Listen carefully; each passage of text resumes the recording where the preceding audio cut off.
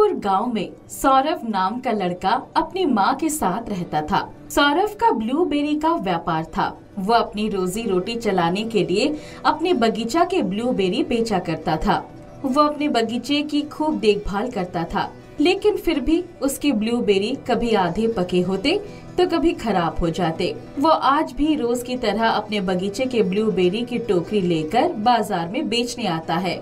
साहब, ये मेरे बगीचे के रसीले ब्लूबेरी हैं। अगर आप चाहें तो ये ब्लूबेरी मुझसे खरीद सकते हैं। अरे ये ब्लूबेरी तो बिल्कुल खराब हो गया है, इन्हें मैं तो क्या कबाड़ी वाला भी नहीं खरीदेगा। साहब, आप एक बार ब्लूबेरी खाकर तो देखिए, स्वाद में बहुत मीठा है। अरे भाई, इन्हें खरीदना तो छोड़ो, खाना भी दूर की बात है। ये सड़े गले ब्लूबेरी मैं तो नहीं खरीदूंगा। अगर मैं तुमसे खरीद भी लिया तो इन्हें तुमसे खरीदेगा कौन और खाएगा कौन? सौरभ व्यापारी की बातें सुनकर बहुत निराश हो जाता है। वो अपनी ब्लूबेरी की टोकरी लेकर घर चला जाता है। जब भी सौरभ बाजार में ब्लूबेरी बेचने जाता, लोग उसे ब्लूबेरी खरीदना तो दूर, उससे और खरी खोटी सुनाकर बेइज्जत करते थे। ये सब देखकर और सुनकर वो और भी ज्यादा निराश हो जाता है, जिसके चलते उसके ऊपर कर्ज का बोझ बढ़ता ही जा रहा था। इतना ही नहीं, उसने जिनसे कर्ज लिया था वो अब घर आकर उसका सामान लेकर जा रहे थे। उन्हीं में से एक था कैलाश, जो कि एक ब्लूबेरी के बगीचे का मालिक था। उसके बगीचे के ब्लूबेरी शहर में जाते और बहुत अच्छे दामों में बिक जाते थे। कैलाश बहुत ही लालची और मतलबी इंसान था। वो किसी का पैसा नहीं छोड़ता था। वो एक दिन सौरभ के घर आकर कहने लगा, अरे सौरभ, सुना है तुम पर कर्ज का बोझ बढ़ता ही जा रहा है। मैं तो कहता हूँ कि तुम मेरे यहाँ काम कर लो भाई, इससे तुम्हें कर्ज से भी मुक्ति मिल जाएगी और तुम्हारा खाना पीना भी चलता रहेगा। मैं मेरा देख लूंगा सेठ जी, मुझे आपकी मशवरा की कोई जरूरत नहीं है। मैं सड़क पर रह लूंगा, मगर आपके पास नौकरी बिल्कुल नहीं करूंगा। सौरभ की बातें सुनकर कैलाश को गुस्सा आ जाता है। भूखे फकीर, खुद तो भिखारी है और मुझे ज्ञान बांट रहा है। बातें औकात देखकर करनी चाहिए। मैं तो तेरी मदद कर रहा था, अब बहुत हो गया। 2 हफ्ते में मुझे मेरा पैसा वापस नहीं मिला तो मैं तेरा ये घर और बगीचा दोनों छीन लूंगा। भलाई का तो जमाना ही नहीं रहा। कैलाश सौरभ को खरी खोटी सुनाकर वहाँ से चला जाता है। कैलाश की सारी बातें सुनकर सौरभ उदास होकर जमीन पर ही बैठ जाता है और अपनी माँ से कहता है, माँ, अगर मैं इस कैलाश का कर्जा नहीं चुका पाया तो वो हमारा घर और बगीचे हमेशा के लिए छीन लेगा। अब मैं क्या करूं? मुझे तो अब कोई कर्जा भी नहीं देगा। माँ सौरभ की उदासी भरी बातें सुनकर कहती है, बेटे, ऐसे निराश होने से कैसे चलेगा? उस कैलाश का सामना तुम्हें करना ही पड़ेगा और तो और उसे सबक भी सिखाना पड़ेगा। वो इसी तरह से लोगों को लूटता है। तुम शहर जाकर क्यों नहीं देखते? शायद कुछ बात बन जाए।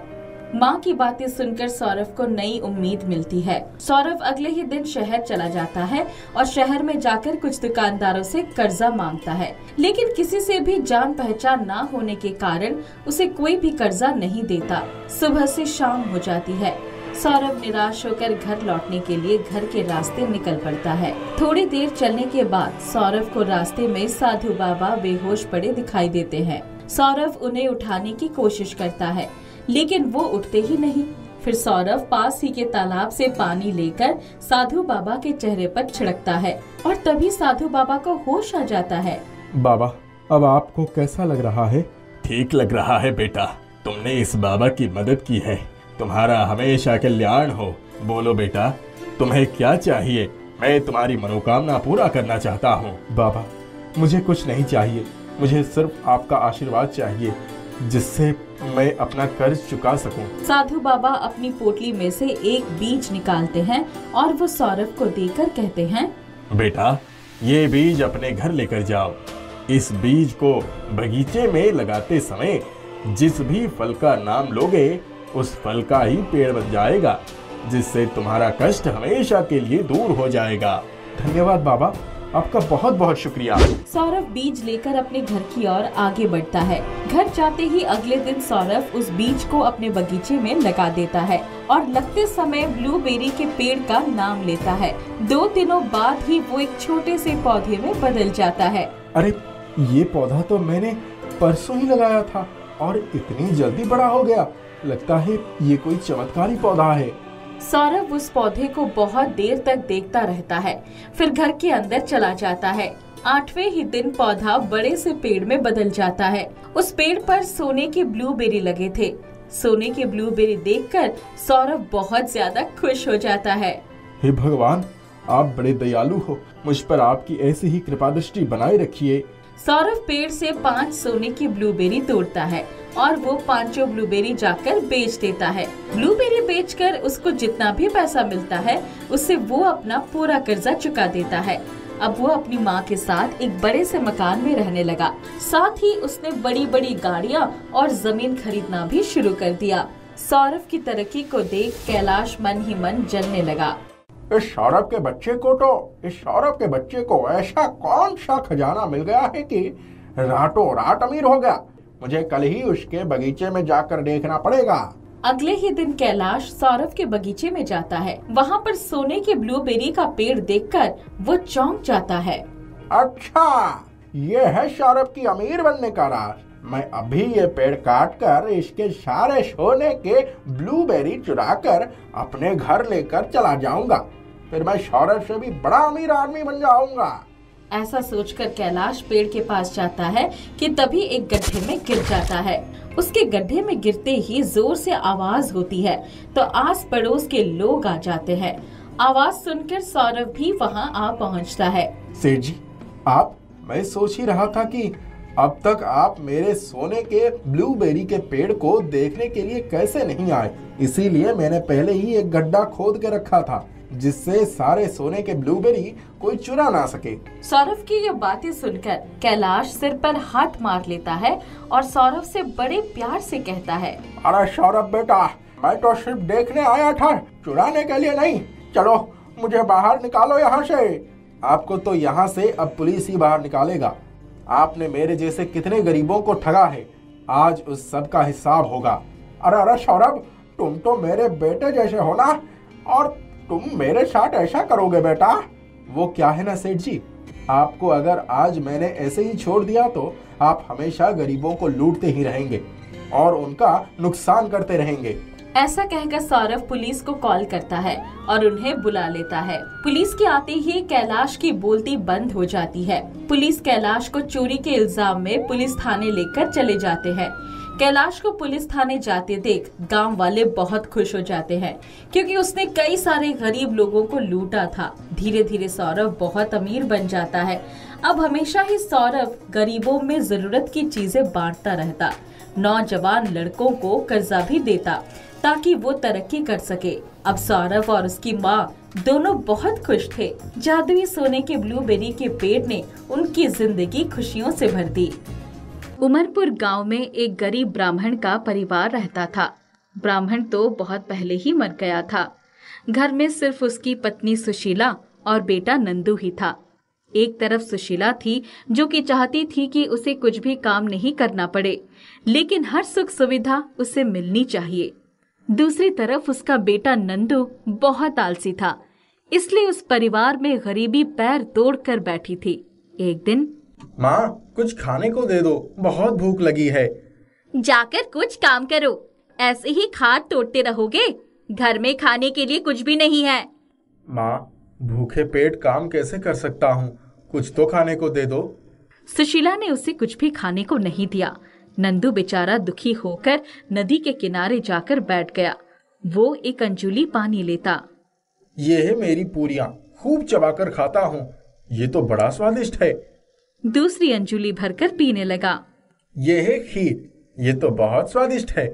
अंजुली भर भर कर पानी में हर पकवान का स्वाद सोचता और आंखें बंद करके स्वाद लेता रहता। अचानक नदी के जल में थोड़ी हलचल हुई।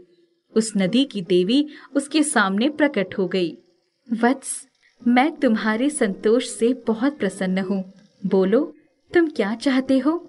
प्रणाम देवी माँ, आप जो कुछ देंगी मुझे स्वीकार होगा। तथास्तु। इतना कहकर देवी माँ आंखों से ओझल हो गई। तभी उसके सामने एक पीतल का घड़ा पानी में बहता हुआ आकर रुक गया।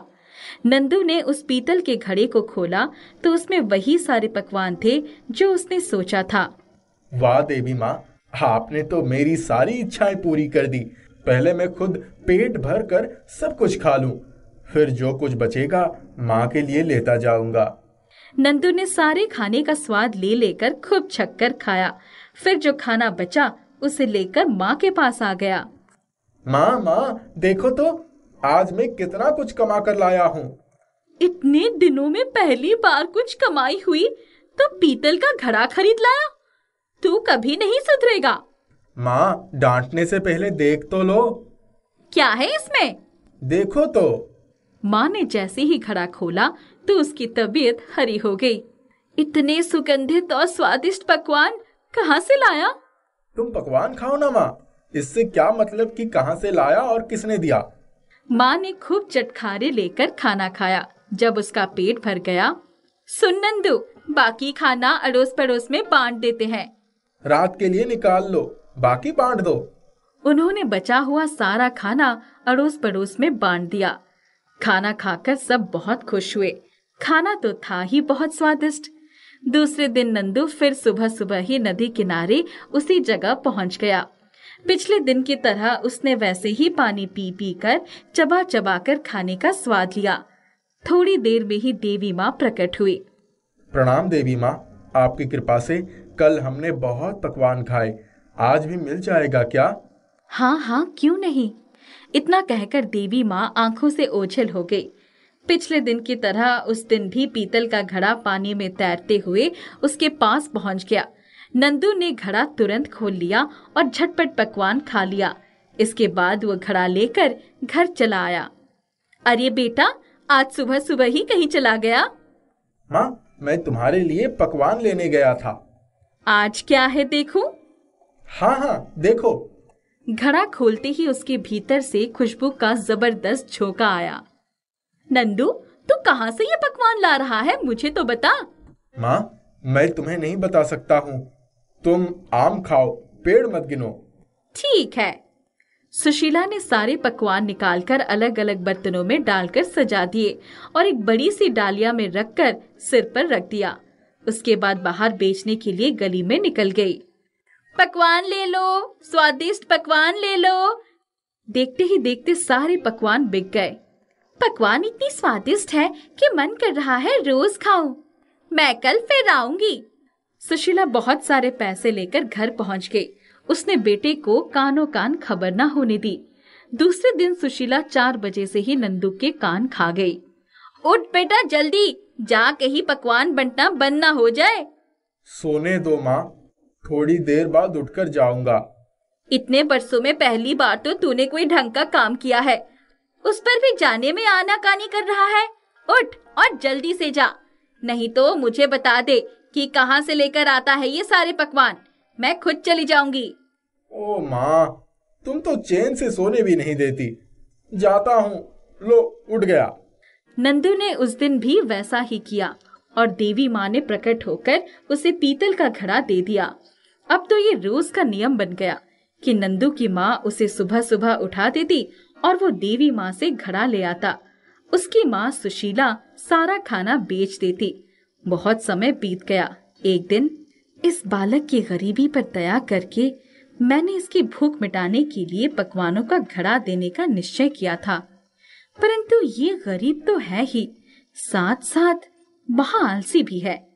अब तो इसको मजा चखाना पड़ेगा, वरना ये जीवन भर आलस्य का साथ नहीं छोड़ेगा और दुख में डूब जाएगा। दूसरी तरफ इसकी लालची माँ इन्हीं पकवानों को बेच बेच कर पैसा कमा रही है और इस गरीब को जबरदस्ती नदी किनारे भेज देती है। दूसरे दिन जब नंदू नदी किनारे आया तो उसने पिछले दिनों की तरह वैसे ही पानी चबा चबा कर पिया और आंखें बंद करके बैठ गया। नंदू, तुम बहुत आलसी हो गए हो। बचे हुए पकवानों को बेचकर तुम्हारी माँ पैसे कमा रही है और तुम्हें कोई फर्क नहीं पड़ता है। तुम कभी देखने भी नहीं जाते हो। कि वो पकवान कहाँ जाते हैं। अब मैं तुम्हें पकवान नहीं दे सकती हूँ। चले जाओ। नंदू बहुत गिड़गिड़ाया, पर देवी माँ चली गई। लेकिन थोड़ी देर में ही उसके सामने एक पीतल का घड़ा तैरते हुए पहुंच गया। नंदू की आंखें खुशी से चमक उठी। ओह देवी माँ, आपका बहुत बहुत धन्यवाद। आगे से मैं पूरी मेहनत करूंगा। आलस्य त्याग करके मैं तुरंत काम में लग जाऊंगा। देवी माँ को नाराज नहीं कर सकता। घड़ा खोलकर पहले पकवान खा लेता हूँ। नंदू ने जैसे ही घड़ा खोला, उसमें से मुक्के, लात, घूंसे निकल निकल कर उसको पीटने लगे। काफी मार खाकर वो गिरने ही वाला था कि अरे, मुझे इस घड़े को बंद करके घर ले जाना होगा। माँ ने भी तो पकवानों का खूब आनंद उठाया है, उसको भी तो इस घड़े का प्रसाद मिलना चाहिए। नंदू गिरते पड़ते उस घड़े को बंद करने गया, तब भी घड़े से मुक्के, लात, घूंसों की बारिश होने लगी। किसी तरह उसने घड़ा बंद किया और घर पहुंच गया। उसकी माँ तो प्रतीक्षा में ही बैठी थी। लपक कर उसने घड़ा खोल दिया। घड़ा खोलते ही लात, मुक्के और घूंसों की बारिश होने लगी और इस बार तो दोनों की पिटाई हो रही थी। अरे अरे, मुझे कोई बचा लो, नंदू, मैं मर जाऊंगी। माँ, तुमने मुझे अच्छी बातें क्यों नहीं सिखाई? बार बार उकसाती रही कि जाकर फिर से घड़ा लेकर आओ। चाहे जैसा भी, मैं घर में पड़ा रहता था। तुमने कभी नहीं कहा कि कुछ मेहनत का काम कर लो। उल्टा मुझसे छिपकर उन पकवानों को बेच बेच कर पैसे कमाती रही। तुम्हारी लालच की वजह से ही मैं हमेशा गरीब ही रहूंगा। अरे अभी तो इनको रोक लो, वरना मैं मर जाऊंगी। मेरे लाल, मुझे माफ कर दे बेटा, अब लालच कभी नहीं करूंगी। नंदू ने गिरते पड़ते उठकर घड़े का ढक्कन बंद कर दिया और मार खाकर बेहाल हुआ जमीन पर गिर गया। नंदू, उठ, क्या हुआ तुझे बेटा? कुछ नहीं, लोभी माँ का गरीब बेटा हूँ। मेरी तो यही दशा होनी चाहिए। बस बेटा, मैं समझ गई, अब मुझे माफ कर दो। बहुत पुरानी बात है। बटुक एक गरीब किसान था। 2 साल पहले साइकिल से गिर गया था। उसके पैरों में ऐसी चोट लगी थी कि उसे बैसाखी के सहारे ही चलना पड़ता था। खेती से इतनी ही आमदनी होती थी कि खाने पीने का काम चल जाता था। पिता के मरने के बाद ही उसके बड़े भाई और भाभी चंपा ने उन्हें अलग कर दिया था। देखो शारदा, आज हमारे खेत में पहला कद्दू निकला है। मैंने सोचा घर ले चलो, इसकी सब्जी बनाकर भोग लगा देना। रात में मधु की शादी की सारी तैयारियां तो हो गई हैं। जितना पैसा था वो सब खर्च हो गए। अब कहाँ से आएगा? माँ, मुझे आगे की पढ़ाई करनी है। मुझे अभी शादी नहीं करनी। कितनी बार कह चुकी हूँ, मुझे डॉक्टर बनना है। मधु, किसी तरह से लड़के वाले राजी हुए हैं बेटी। हमारे पास इतने पैसे कहाँ हैं जो डॉक्टरी की पढ़ाई का खर्च दे सके। हम तो निपट अनपढ़ गवार ही रह गए। बिटिया पढ़ना चाहती थी, पर गरीबों को सपने पूरे करने का भी हक नहीं है। पैरों से भी लाचार हो गया, वरना इतना तो खेती से ही निकल जाता था। मैंने सोचा था कल मधु के लिए कोई गहना खरीद लूं। क्या करूं? राशन पानी, घर की रंगाई पुताई में ही कुल 2000 रुपए खर्च हो गए।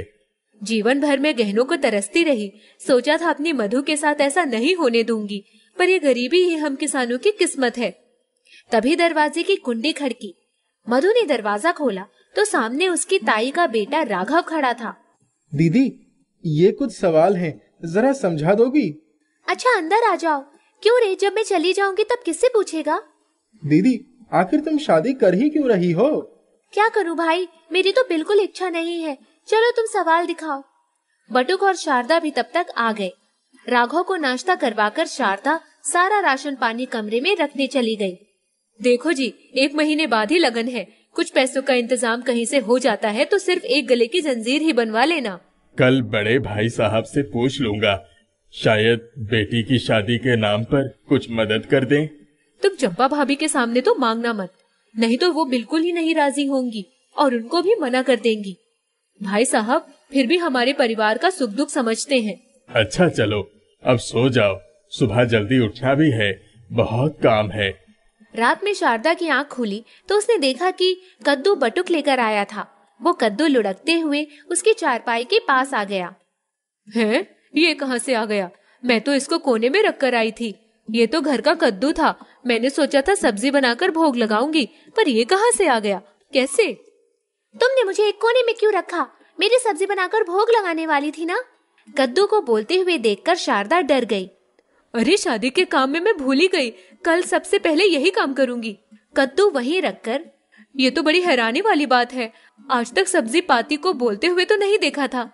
दूसरे दिन सुबह सुबह ही नहा धोकर उसने जैसे ही कद्दू काटने के लिए उठाया, उसके हाथ से फिसलकर नीचे गिर गया और उसमें से ढेर सारा सोना निकलकर बिखर गया।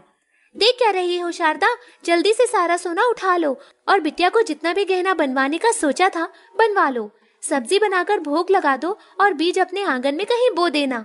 शारदा ठगी सी खड़ी थी, फिर एकाएक उसे होश आया। उसने झट से सारा सोना उठाकर संदूक में रख दिया और सब्जी बनाकर भोग लगाने चली गई। हे दीनबंधु, जैसे आपने मेरी लाज रख ली वैसे ही सबकी रखना। सुनो जी, भाई साहब के यहाँ जाने की जरूरत नहीं है, हमारी जरूरत पूरी हो गई है। क्या कहती हो? शारदा ने बटुक से सारी बातें बता दी। बटुक के चेहरे पर खुशी आ गई। उसी दिन दोपहर को मधु को लेकर सुनार की दुकान पर जाने के लिए सोचा। मधु, जल्दी से तैयार हो जाओ, चलो सुनार के यहाँ से कुछ बनवा लाते हैं। दोनों सुनार के यहाँ से ढेर सारे गहने बनवा कर ले आए। शारदा ने कुछ सोना बेचा और उसका पैसा ले लिया। अपने लिए भी सोने की चूड़ियाँ, चेन और झुमके खरीद लिए। इतने गहने देखकर भी उसको कोई खुशी नहीं थी। उसकी तो एक ही रट थी कि अभी मुझे शादी नहीं करनी है। दूसरे दिन सुबह सुबह, अरे शारदा, तुमने कल ही तो बीज लगाया था ना? ये देखो, आंगन में कितने बड़े बड़े कद्दू लगे हैं। एक तोड़ लो, भोग लगा लेंगे। बटुक ने कद्दू तोड़कर रख दिया। शारदा नहाने गई, वहाँ से आई तो कद्दू काटने बैठी, पर जैसे ही कद्दू काटा उसमें पहले की तरह ढेर सारा सोना निकला। उनकी खुशी का ठिकाना नहीं था। मैं कह रही थी कि अब हमारे पास बहुत सोना है, ये शादी रोक क्यों नहीं देते? मधु को पढ़ने का इतना मन था, पर पैसे के अभाव में हमने उसकी पढ़ाई भी छुड़वा दी। अगर डॉक्टर बन गई तो उसकी किस्मत चमक जाएगी। हमारी तरह से गरीबी की मार तो नहीं झेलनी पड़ेगी। तुम ठीक कह रही हो, पर बिरादरी वाले तो यही सोचेंगे कि हमारी मधु में ही कोई खोट है, जिसकी वजह से उसकी शादी नहीं हुई। देखो जी, जब हमारी मधु पढ़ लिख कर डॉक्टर बन जाएगी तो यही बिरादरी वाले हमारी प्रशंसा भी करेंगे। मधु झट से आई। उसने अपनी माँ को गले से लगा लिया और कहा, बापू, मैं जब डॉक्टर बन जाऊंगी तो सबसे पहले तुम्हारे पैरों का ही इलाज करूंगी। ठीक है, मैं आज ही लड़के वालों को खबर भिजवा देता हूँ कि अभी हमें शादी नहीं करवानी है। मधु की शादी नहीं हो रही है, ये खबर गांव में फैल गई। गांव भर में कानाफूसी शुरू हो गई। जो जहाँ बैठता सबकी चर्चा का यही विषय रहता था। शारदा की जेठानी चंपा तो सबसे ज्यादा बातें बनाने लगी। उन्हें खलबली मची थी कि रिश्ता क्यों टूट गया। बटुक और शारदा मधु का एडमिशन करवाने शहर चले गए। उनके शहर जाते ही चंपा का माथा ठनक गया कि जरूर कोई बात है। मधु का 12वीं का रिजल्ट देखते ही उसका एडमिशन हो गया। उसको आसानी से हॉस्टल भी मिल गया, क्योंकि उन दिनों बहुत कम लड़कियां मेडिकल की पढ़ाई करती थी। बेटी, अब हम जा रहे हैं। मन लगाकर पढ़ाई करना। तुम्हारे भाग्य से ही हमें जादुई कद्दू मिला है। हाँ बापू, तुम चिंता मत करो। जैसे ही छुट्टियां होंगी मैं गांव आ जाऊंगी। मैं बहुत खुश हूँ। अपनी बेटी से अलग होने के समय शारदा की आंखें भर आई। वो दोनों गांव में आए तो उन्होंने देखा उनके जेठ और चंपा घर के बाहर बैठे थे। अरे आप लोग हमारे यहाँ? शारदा, तुम लोगों ने तो मधु की शादी टूटने की खबर भी नहीं दी। उन्होंने रिश्ते से इनकार क्यों कर दिया? भाभी, उन्होंने नहीं, हमने खुद रिश्ता तोड़ दिया, क्योंकि मधु डॉक्टरी पढ़ना चाहती थी और हम उसका दाखिला करवाने ही गए थे। इतना पैसा कहाँ से ले आए?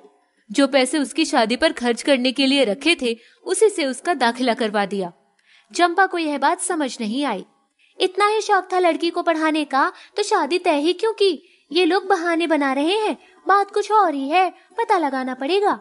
उसी दिन से उसने शारदा के घर पर नजर रखना शुरू कर दिया और उसने किसी तरह से पता लगा लिया कि उनके पास जादुई कद्दू की मेहरबानी से पैसा आ रहा है।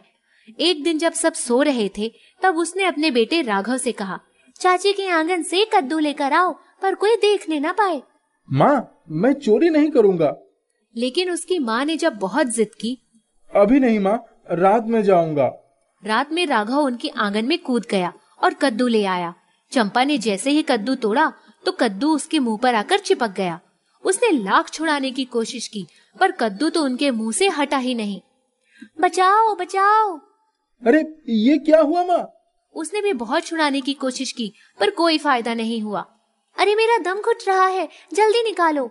राघव एक चाकू लेकर आया पर कोई फायदा नहीं हुआ।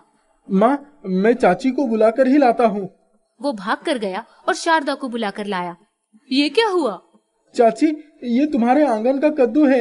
माँ ने जैसे ही इसे काटा, ये आकर उनके मुंह पर ही चिपक गया। देखो जरा। शारदा के हाथ लगाते ही कद्दू नीचे गिर गया। शारदा, मुझे माफ कर दो बहन, मैं सचमुच बहुत बुरी हूँ। मैंने हमेशा तुम लोगों को पराया समझा, पर आज अगर तुम ना आती तो इस मुए कद्दू ने तो मेरी जान ही ले ली होती। शारदा ने घर जाकर बटू को सारी बातें बताई। दोनों खूब हंसे। 5 साल के बाद मधु की डॉक्टरी की पढ़ाई पूरी हो गई। उन लोगों के पास अब धन दौलत की कोई कमी नहीं थी। मधु ने बापू का ऑपरेशन बड़े से बड़े अस्पताल में करवाया और कुछ ही महीनों में वो ठीक हो गए।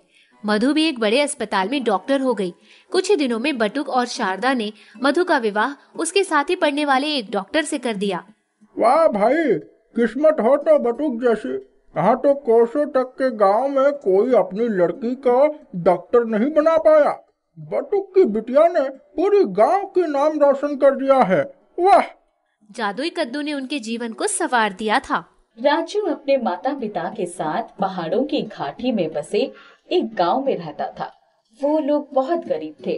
उसके पिता किशोर लाल की नुक्कड़ पर ही एक चाय की दुकान थी। माता पिता चाहते थे कि उनका बेटा पढ़ लिख कर बड़ा आदमी बन जाए, परंतु 15 साल के राजू का मन पढ़ाई लिखाई में बिल्कुल भी न था। वो 10वीं में पढ़ता था। स्कूल जाता तो रोज उसकी शिकायत आती थी। कभी किसी का हाथ तोड़ देता तो कभी सिर फोड़ देता। एक दिन, अरे तूने तो नाक में दम कर दिया है, रोज तेरी शिकायत आ जाती है। इससे अच्छा कल से तू दुकान पर ही बैठकर चाय बनाने के काम में मेरी मदद किया कर। पिताजी, मैं क्या करूँ? जा, ये चाय के बर्तन धो कर ले आ। वो पूरे दिन दुकान पर ही रहा। कभी ग्राहकों को चाय देता तो कभी भागकर बर्तन धोने लगता। राजू चुपचाप चाय के बर्तन धो रहा था। तभी उसके स्कूल की छुट्टी हो गई और सारे बच्चे झुंड बनाकर उसी सड़क से निकल रहे थे। सब उसका मजाक बनाने लगे।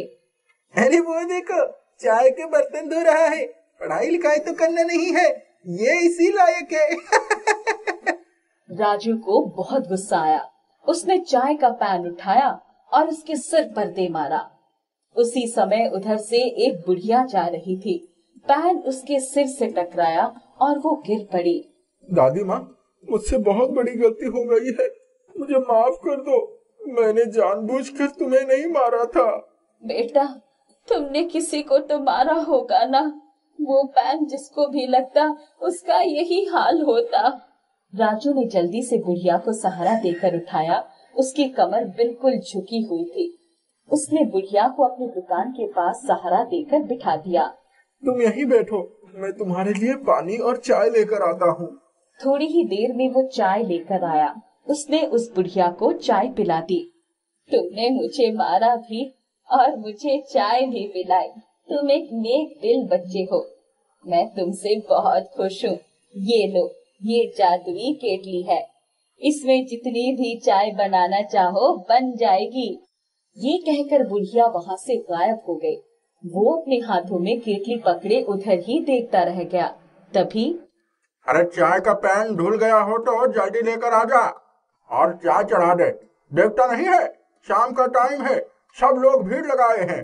राजू ने जल्दी से उसी केतली में पानी डालकर चढ़ा दिया। जब उसमें अदरक और चाय की पत्ती डालने के लिए उसका ढक्कन खोला तो देखा चाय तो पहले से ही बनकर तैयार थी। बिना कुछ बोले उसने चाय के गिलासों में चाय निकाल दी। जिसने जिसने भी चाय पी सब लोग वाह वाह कर उठे। भाई किशोरी, मानना पड़ेगा, तुम्हारे बेटे के हाथों की चाय में बहुत स्वाद है। मुझे एक गिलास चाय और दे दो। उस दिन सबने 2-2 गिलास चाय पी। किशोरी लाल बहुत खुश हुआ, पर जब उसने देखा कि सबके चाय पी लेने पर भी पूरी केतली अभी भी भरी हुई थी तो उसके आश्चर्य की सीमा नहीं रही। इतनी चाय क्यों बनाई? अब सारा दूध, पत्ती और चीनी बेकार हो गया ना। बाबा, मैंने तो कुछ भी नहीं डाला। किशोरी लाल ने देखा कि सारा सामान जस का तस पड़ा हुआ था। ये सब कैसे हुआ? तब राजू ने उन्हें सारी बातें बताई। अच्छा, इस बारे में और किसी से कुछ नहीं कहना। चलो चाय घर ले चलो। जब वो दोनों घर आए तो अरे, ये केतली घर क्यों लेकर आ गए? देखो, तुम्हारे लाडले ने क्या मस्त चाय बनाई है। आज लोगों ने 2-2 गिलास चाय पी है। जरा मुझे भी पिला अपनी चाय राजू। राजू ने माँ को चाय दे दी। चाय का घूंट भरते ही, ऐसी चाय तो मैंने कभी पी ही नहीं, क्या स्वाद है। किशोरी लाल ने बची हुई चाय घर के पीछे बनी क्यारियों में डाल दी।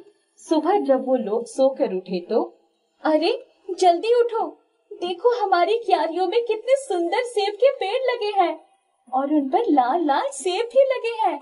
किशोरी लाल तो समझ गया कि ये सब उसी जादुई केतली का चमत्कार है। एक काम करो, हम सेब तोड़कर तुम्हें दे देते हैं। तुम ये सेब लेकर बाजार में बेच दो। हम चाय की दुकान पर जाते हैं। राजू की माँ ने टोकरी सिर पर रखी और बाजार चली गई। उसके सेब खत्म ही नहीं हो रहे थे। जितना भी बेचती, सेब की टोकरी भर जाती। आखिर में थक कर वो घर आई। तब तक राजू और किशोरी लाल भी आ गए थे। सबने दिन भर की अपनी अपनी कहानी सुनाई। ये तो बड़ा चमत्कार हो गया। चलो, हमारी गरीबी कट जाएगी।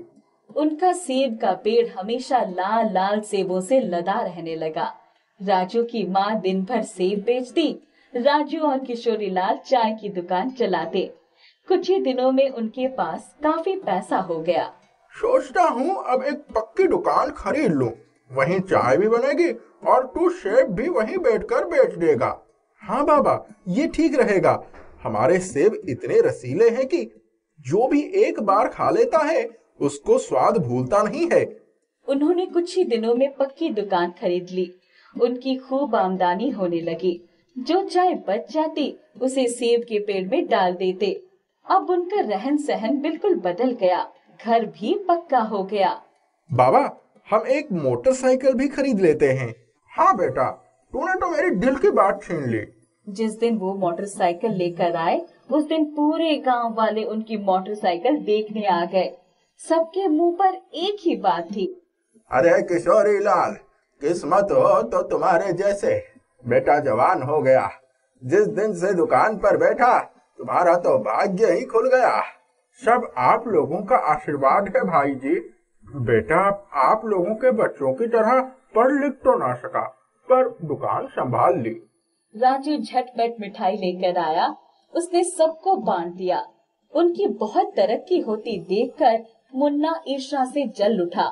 बार बार मोटरसाइकिल के चारों तरफ घूमने लगा। कितने की है रे राजू तेरी मोटरसाइकिल? 25,000। कहते हैं जब अचानक पैसा आ जाता है तो आदमी का दिमाग चढ़ जाता है। तुम कहना क्या चाहते हो? मुन्ना, हमारे पास मेहनत का पैसा है, अचानक नहीं आ गया। इसके बाद राजू अपनी दुकान पर बैठे बैठे ही पढ़ाई भी करता। उसका गुस्सा भी बहुत कम हो गया था। एक दिन जब वो दुकान पर बैठा था तब बहुत भीड़ थी। मुन्ना आया और मुझे तो लगता है ये लोग अपनी चाय में कुछ नशे की चीज मिलाते हैं।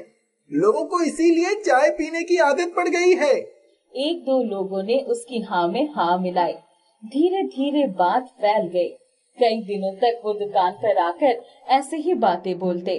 धीरे धीरे उनकी दुकान पर लोगों का आना कम होने लगा। एक दिन ऐसा भी आया कि उनकी दुकान पर चाय पीने कोई नहीं आया। तुम्हारे दोस्त झूठी अफवाह फैला रहे हैं, हमारी दुकान बंद ही करवा देंगे। बाबा, आप चिंता मत करिए, सब ठीक हो जाएगा। राजू एक दिन दुकान पर बैठा था। उस दिन बहुत ठंड थी। तभी वही बुढ़िया कांपते हुए आई। आओ दादी, बड़े दिनों बाद आई हो, पहले चलकर चाय पी लो, कुछ गर्मी आ जाएगी। राजू ने जैसे ही उसको चाय पिलाई, उसकी झुकी हुई कमर बिल्कुल सीधी हो गई। अरे, इस चाय में जरूर तुम कुछ मिलाते हो। देखो सब लोग, मैं तो ठीक हो गई। सालों से मेरी कमर झुकी हुई थी। किशोरी लाल की दुकान पर भीड़ लग गई। सबने सोचा ये तो पागल हो गई। उस बुढ़िया को देखने के लिए जितने भी लोग खड़े थे, ठंड की वजह से सबने चाय मांग कर पी। तभी अरे मेरे कान में दर्द था, मैं तो वैद्य जी के पास दवा लेने जा रहा था, लेकिन चाय पीते ही ठीक हो गया। सब लोग आश्चर्यचकित हो गए। उस घटना के बाद किशोरीलाल की दुकान फिर से चल पड़ी। राजू भागते हुए बुढ़िया के पास गया। दादी, तुम कौन हो? सच सच बताओ। तेरा काम हो गया ना? जा, आम खा, पेड़ गिनने की जरूरत नहीं है। गिनना है तो अपने पेड़ों के सेब गिन। इतना कहकर बुढ़िया फिर गायब हो गई। उसके बाद राजू ने 10वीं की परीक्षा दी। वो बहुत अच्छे नंबरों से पास हुआ। उसने आगे की पढ़ाई भी पूरी कर ली। उनके पास अब धन दौलत की कमी न थी। उसने बड़े होकर सेब का बगीचा खरीद लिया और सेब का व्यापार कर लिया। जहाँ हाथ डालता वहाँ सोना बरसने लगता। इसलिए कहते हैं, दान दुखियों की सेवा में ही भगवान बसते हैं। एक गांव में रवि नाम का लड़का रहता था, जिसकी उम्र 9 साल थी। रवि के पिताजी कई सालों से बीमार थे। वो बिस्तर से उठ भी नहीं पाते थे। रवि अपने पिताजी की ऐसी हालत की वजह से बहुत दुखी रहता था। हे भगवान, मेरे पिताजी को जल्द से जल्द ठीक कर दो। रवि के पिताजी बीमार होने के बाद भी रवि की सभी जरूरतों को देखा करते थे और उसे पूरी करने की पूरी कोशिश करते थे। कुछ पैसे उन्होंने बचाए थे, उनसे ही वो रवि की देखभाल करते थे और आसपास पड़ोस के लोगों से भी मदद मांग लिया करते थे। इसी तरह उनका घर चल रहा था। एक दिन रवि रोता हुआ अपने पिताजी के पास आता है। क्या हुआ मेरे बच्चे, तो रो क्यों रहा है? पिताजी, मेरी बैग फट गई है। सभी मेरा बहुत मजाक उड़ाते हैं। कृपया आप मुझे नई बैग दिलवा दीजिए। बेटा, अभी मेरे पास इतने पैसे नहीं है जिससे मैं तुम्हें नई बैग दिलवा सकूं। तुम रो मत, मैं बाद में तुम्हें नया बैग दिलवा दूंगा। ये सुन रवि और भी ज्यादा दुखी हो जाता है और बहुत जोर जोर से रोने लगता है। रवि को रोता देख उसके पिताजी कहते हैं, बेटा, तुम्हें बैग चाहिए ना? हाँ पिताजी। ठीक है, मैं तुम्हें बैग देता हूँ। एक काम करो, घर के पीछे जो बंद पड़ा कमरा है, जिसमें बेकार का सामान पड़ा है, उसे खोलना। वहां तुम्हें एक बोरा दिखेगा। उस बोरे में एक बैग है, तुम उसे ही निकालकर इस्तेमाल कर लो। ठीक है पिताजी, मैं अभी जाता हूँ।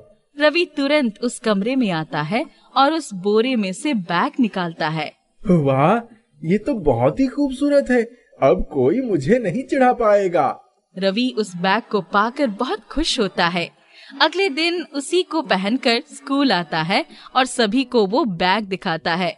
जब रवि सभी को अपनी बैग दिखा रहा था, तभी एक लड़का बोलता है, अरे रवि, ये बैग लेकर क्या करेगा तू? पहले सारी किताबें और कॉपियां तो खरीद ले। आधी आधी किताब और कॉपियां लेकर स्कूल आता है और हमें नई बैग दिखा रहा है। रवि ये सुन दुखी हो जाता है और वहाँ से चला जाता है। स्कूल खत्म होने के बाद वो घर नहीं जाता है और एक पेड़ के नीचे अकेले आकर बैठ जाता है। सभी सही तो कह रहे थे। मेरे पास तो पूरी किताब और कॉपियां भी नहीं है। बस ये बैग लेकर क्या करूंगा? पिताजी से बोलूंगा तो वो फिर से यही कह देंगे, उनके पास इतने पैसे नहीं है। इतना कहकर रवि बैग खोलकर अपनी किताबें और कॉपियां देखने लगता है। तभी वो देखता है उसके बैग में पहले से ज्यादा किताब और कॉपियां दिख रही है। रवि एक एक करके सभी को निकालने लगता है। वाह, मेरे पास तो सारी किताब और कॉपियां आ गई। क्या बात है, जरूर ये सब पिताजी का कमाल ही है। वो मुझे दुखी नहीं देख सकते। रवि घर आता है और बैग को एक और रख देता है। शाम के वक्त वो स्कूल में दी गई होमवर्क बना रहा था। तभी उसे भूख लग जाती है। बड़ी जोर से भूख लगी है, कुछ खाने को भी नहीं है घर पर। इतना सोचकर रवि बैग से दूसरी किताब निकालता है। तभी बैग में कुछ केले दिखते हैं। वो केले निकालकर खा लेता है और अपने पिताजी की ओर देखता है। उसके पिताजी गहरी नींद में सो रहे थे। पिताजी को मेरी कितनी फिक्र है, जो भी चाहता हूँ वो इस बैग में मंगवा देते हैं। यही सोचकर रवि उस बैग का इस्तेमाल करने लगता है। जब भी उसे कुछ चाहिए होता था, वो मांगता और बैग के अंदर देखता तो उसे वो चीज मिल जाती थी। धीरे धीरे रवि बड़ा होने लगता है और अब उसने अपनी स्कूल की पढ़ाई पूरी कर ली थी। अब उसके कॉलेज जाने का समय आ गया था। रवि सोचता है, इतने सालों से इसी बैग का इस्तेमाल कर रहा हूँ। अब तो मैं कॉलेज में जाने वाला हूँ। ऐसे बच्चों वाली बैग लेकर मैं नहीं जा सकता। आज ही पिताजी से कहता हूँ नई बैग के लिए।